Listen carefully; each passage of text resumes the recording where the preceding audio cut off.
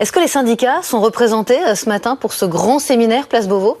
Écoutez, pas à ma connaissance. En tout cas, nous, on n'a pas été invités. Donc, c'est vrai que c'est la première remarque pas très agréable que je vais faire, puisque évidemment, sur un sujet aussi sensible, je préjuge pas de la qualité des gens qui sont sur place, évidemment. Des experts. Des experts. Pour autant, je pense que ça aurait été intéressant, entre guillemets, d'entendre et les syndicats et aussi d'avoir un retour d'expérience de terrain en direct, même si ça a été le cas plusieurs fois. Mais en tout cas, si on doit mener une réflexion sur quelques évolutions, ça me semble important de consulter le terrain avant tout, quoi. Bon, on va voir ce qu'il en ressort, mais ce sont toujours le même débat depuis 30 actes maintenant. C'est-à-dire qu'aujourd'hui, ce sont encore une fois les collègues de terrain qui, avec toutes les difficultés qu'on a déjà dénoncées, le manque d'effectifs, le manque de moyens, des dispositifs souvent pas très adaptés, qui sont aujourd'hui cloués au pilori de l'opinion publique concernant les affaires et entre guillemets les procédures.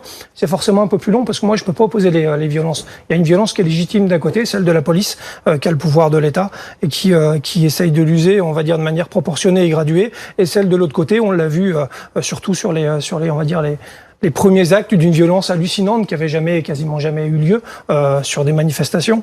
Donc moi, ça me gêne un peu quand maître vous dites il faut pas.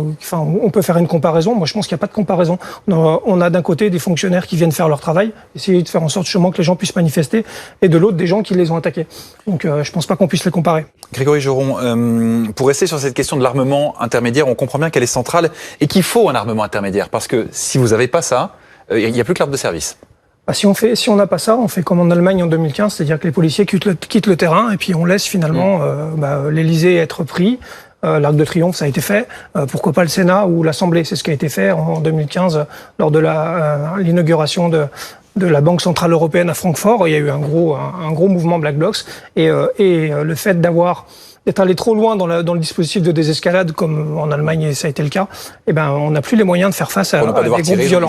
Donc ils sont sortis du terrain, les commissariats ont été attaqués, des voitures de police ont été brûlées. Si c'est ce qu'on veut pour la France, moi pourquoi pas. Après c'est des choix politiques ou sociétaux. Moi personnellement ça me fait pas rêver. Maintenant, une fois qu'on a dit ça, en termes de stratégie, je pense que c'est pareil. Le débat, il est pas sur l'armement vraiment. Le problème, c'est la manière dont on appréhende les manifestations et pourquoi on en arrive là. C'est-à-dire qu'en Allemagne, une manifestation, c'est le bout du bout de la négociation. En France, c'est le départ. Il y a aussi déjà un problème de culture qui est totalement différent. Donc, comparer les dispositifs de maintien de l'ordre d'Italie, d'Allemagne ou d'Angleterre, c'est à mon avis un très mauvais choix, puisque encore une fois, on n'a pas les mêmes modes de manifestation ni les mêmes foules. D'ailleurs.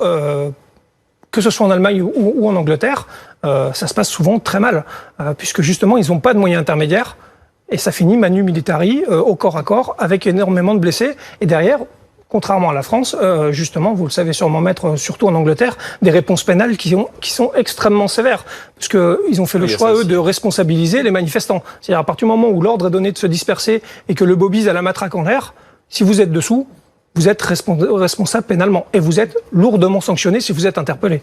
En France, on a du chemin à faire au niveau de la réponse pénale également et de la responsabilité des manifestants. Ce que vous disiez, monsieur, tout à l'heure, sur les choses à améliorer, nous on l'a écrit, on l'assume depuis bien longtemps, si on est fait de la communication aux manifestants. Il faut qu'on mette un peu plus de pédagogie là-dedans. Il faut que les gens qui manifestent sachent où est-ce qu'il y a des points chauds, où est-ce qu'il y a des accrochages lors de la manifestation pour simplement leur éviter de se rendre dedans et d'être dans cette nasse-là quand il y a des situations dégradées. Mais ça demande aussi une responsabilité des gens de pas rester la bouche ouverte ou le téléphone à faire des selfies ou etc.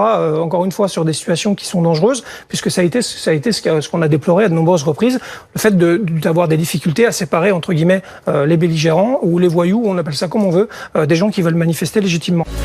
Retrouvez toute notre actualité sur videopolice.com, la chaîne YouTube d'Unité SGP Police.